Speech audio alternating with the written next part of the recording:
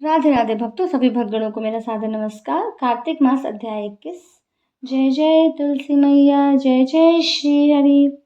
नारद जी बोले, देवगणों द्वारा धर्मदत्त ब्राह्मण को ऐसे वचन कहने पर धर्मदत्त ने कहा, हे देवों, सब मनुष्य भगवान विष्णु की प्रसन्नता के लिए अनेक प्रकार के जप तप यज्ञ कार्य करते हैं, किंतु कोई ऐसा सरल उपाय बताइए जिसके करने से विष्णु भगवान शीघ्र प्रसन्न हो सके।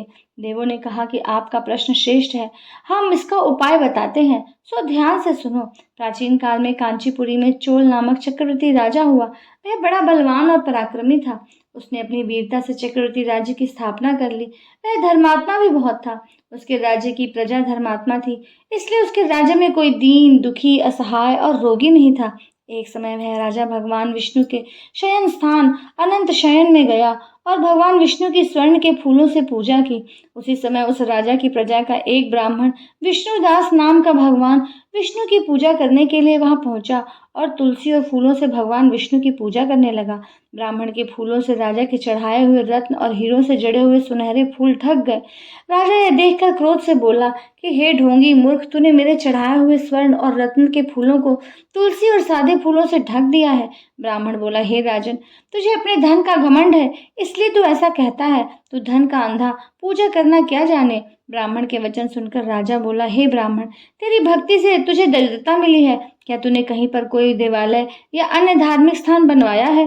तूने कितना दान दिया है? तुझे अपनी भक्ति पर गर्व है। तू और मैं एक स्थान पर भगवान विष्णु की भक्ति करते हैं, देखते हैं विष्णु भगवान किसे दर्शन देते हैं। तब राजा ने राजमहल में ही मुद्गल ऋषि को आचार्य बनाकर विष्णु यज्ञ प्रारंभ कर दिया।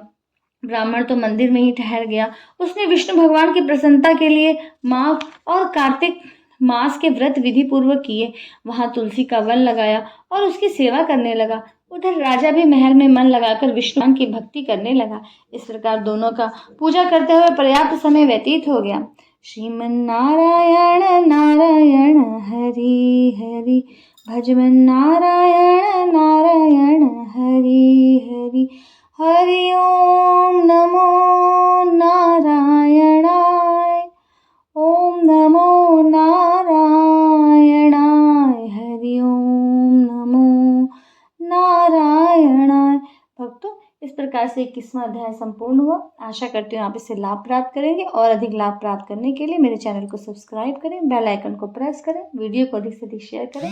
अगला वीडियो आने तक के लिए नमस्कार, राधे राधे।